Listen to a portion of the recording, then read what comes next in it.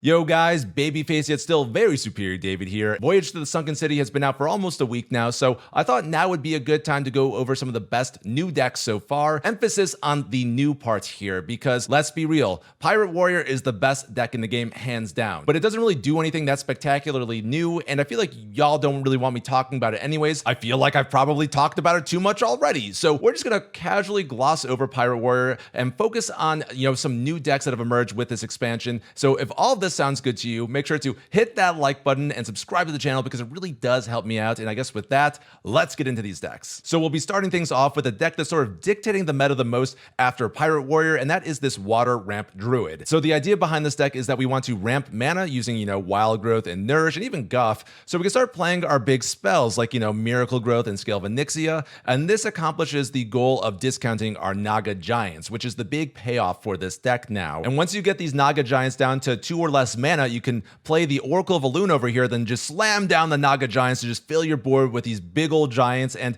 a lot of decks just can't answer this and they'll just sort of concede out of saltiness. But if games happen to go a bit longer, then you can sort of slam down the Ibis alongside the Oracle of Elune, and I also find that to be very threatening as well. But with cards like, Kazakhstan over here, I feel like we're not too worried about closing out games in the late game because we just have so much inevitability. And I think what we're really concerned about is just surviving until that late game. So we have some really good anti-aggro tools like the Dozing Kelpkeeper. It's an absolute all-star of a card, and you just drop it on turn 1 and then just do what you normally do throughout the game, and then it just eventually wakes up and can just clear off a minion. It's very nice there. Then we also have the Earthen Scales, which has been very good in this deck because, you get down a Naga Giant for free, that's an 8/8, and then you can weave in Earthen Scales to gain 9 armor. But overall, I think this deck is really well positioned at the moment because it actually has a slightly favored matchup against Pirate Warrior, but then on top of that, the shenanigans you could do with these 0-mana Naga Giants in conjunction with the Oracle of Elune is just so much pressure that it just pushes a lot of decks out of the game. So really powerful deck here, and I definitely recommend this one if you're looking to climb. Next up, we've got Mech Mage, which was really strong out of the gates of the expansion. I feel like it's starting to fall off a bit at the higher ranks because it doesn't really have a good matchup against Pirate Warrior, but it does do well against Druid and other slower decks. And I feel like I've talked about this deck ad nauseum on the channel, so I'm not going to go too in depth here, but the general idea behind this deck is that you want to curve out with your mechs,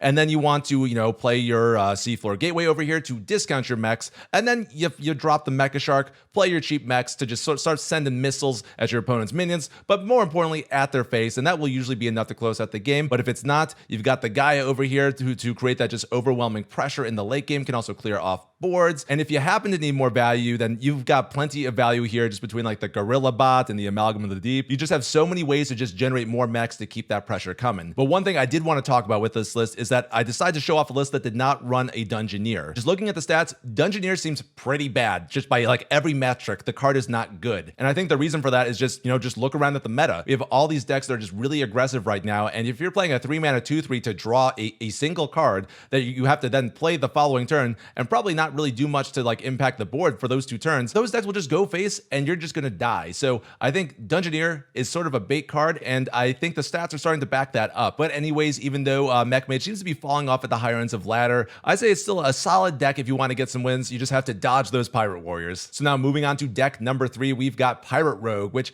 is in a really interesting spot in the meta right now where it just has a decent matchup spread against all the big decks, those being Ramp Druid, Pirate Warrior, and Mech Mage. It's relatively even with all of those decks, and then it's just so aggressive that I think it just sort of punishes any decks that are sort of in the refinement phase still. So anyways, what makes Pirate Rogue so good, I have to say for sure, is the Swordfish. This weapon is just a beast of a card. It's able to just deal so much damage face, and the Dredge just allows you to just make your draws better, which is really nice because Rogue lost a lot of its card draw. And then one little interesting development with this archetype in the past couple days is the inclusion of the Plague Scientist, which can give a friendly minion poison. And it turns out this is actually pretty good when you have a card like Pufferfist over here that deals 1 damage to all enemies. And I think this kind of development has allowed Pirate Rogue to better deal with all those Ramp Druids that are just all over the place. But one card that I was actually really surprised with was the Ajaran Vessel. But it turns out the 2 3/3 bodies are actually pretty decent. But then you have a little spicy combo with Mr. Smite over here, where you can play the Ajaran Vessel to put the Sunken Vessels on the bottom of your deck, and then you play Mr. Smite the following turn, and then combo with the Gone Fishing. So that allows you to draw the Sunken Vessel, which will summon 2 more 3/3s. So you basically, for 7 mana, get 12 damage burst. And then, if you have any other pirates, you could play that alongside Mr. Smite and just get even more burst at your opponent's face. And it's one that I've lost to many times. It's very very salt-inducing, but very powerful. So overall, Pyro Rogue just has a lot going for it. It's got really good aggressively statted minions over here. It's got decent draw with the Cutlass Courier, and then it's got great top end with Mr. Smite, and even the Krakatoa, which I didn't really talk about, but man, this card rocks. You're able to just trade off the claws into your opponent's minions, and that gives you a weapon that you can then just send at your opponent's face. So it's like a board clear on top of burst, just really cool card. But anyways, if you're looking for a deck that just does well against the general field and, isn't too hard to pick up, then I highly recommend Pyro Rogue. Now, next up, we've got NoHands Token Demon Hunter, and, I was very skeptical of this archetype, but, just looking at the stats, it actually does well against, Pirate Warrior, Mech Mage, and Ramp Druid. Again, they're like the three big decks in the meta right now, and I think it's just due to how aggressively you can get onto the board. We've got like the Iron Deep Trog, even the Battle Fiend, and we could back those up with the Beaming Sidekick, and then you could follow that up with like a Battle Swarm Vanguard and start going wide and getting those tokens. And all the chip damage you can get off of these tokens really starts to add up because this deck runs the Lady Stheno over here, which is just actually a really solid card and can just deal so much damage to your opponent's face and can just snowball so hard if left unanswered. And I feel like this is really one of the main ways you'd like to close out the game with this deck. One little wombo combo that I think is very silly is with the new Multi-Strike and the Dead Prison Glaive. So Multi-Strike allows you to, attack your opponent's face, and then you can attack a minion, or you can attack two minions, but usually, you want to go face. And that's really good with a card like Dead Prison Glaive because Dead Prison Glaive has an honorable kill effect. So you could potentially like clear off your opponent's minion, get a lot of damage face, and then also attack face again if you use the Multi-Strike. So there's a nice little combo there, especially when you weave in like the Kurtrus, you could get like a lot of damage. But one last card that I want to talk about is the Bone Glaive, which I think people really underrated because, back in the day, people would run Arcanite Reaper in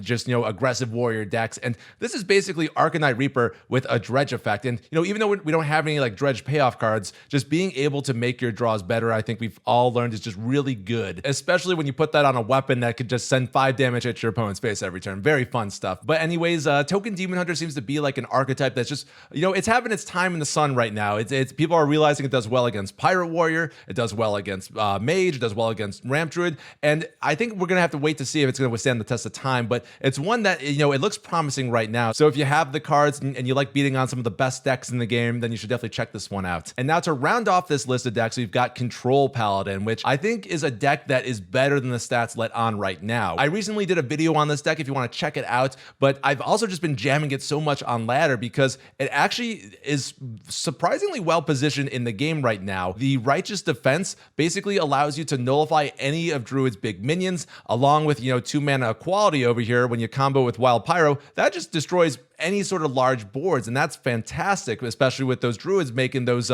big old Naga boards like turn 5 or whatever. But I think what really makes this deck amazing is the Lightforge Cariel. So many decks just want to just burn you down, send damage face, really just destroy your life and hopes and dreams. And Lightforge Cariel, she raises her little turtle shield, just like, not today, because she negates so much damage. It makes it really hard for decks to close out games, especially because we have so much healing with the new like Holy Maki roll over here. And then, we got Flash of Light and Vital Surge back in standard. So we have just like a lot of sustain, some really good removal now. And we actually have a solid way to close out games with the Mr. Smite. And the idea here is that you want to buff up Mr. Smite as much as possible. You could do it from hand with the Righteous Defenses, which is very silly again on those big old Druid minions. But we also run the new Garden's Grace, which gets discounted for every holy spell you cast. So you can eventually get these down to 0, slap them on Mr. Smite, then send that at your opponent's face, and it's pretty silly. But anyways, I will end by saying that this is probably the most wild card deck of the bunch. It's one that I've been doing very well with on ladder, but I feel like the stats for it still aren't great. But that could just be, people are still learning it because it's, this isn't really a straightforward archetype. It's not like,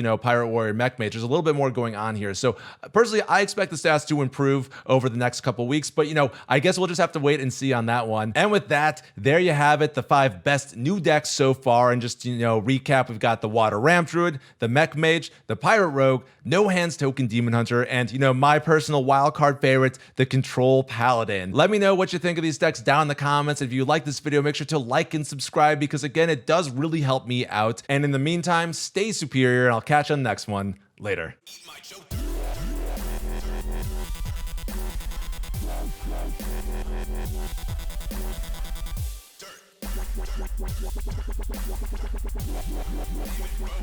Get that